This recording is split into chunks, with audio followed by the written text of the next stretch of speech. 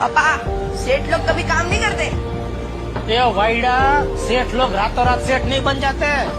कितने वर्षों तक दिन रात मेहनत करके धंधा जमाते हैं, तब जाके सेठ बनते हैं। अभी अपने धीरू भाई अंबानी की बात लो, कितने साल तक दिन रात मेहनत की, तब जाके इतनी बड़ी कंपनी के सेठ बने। और सेठ बनने के बाद भी दिन रात मेहनत करते थे।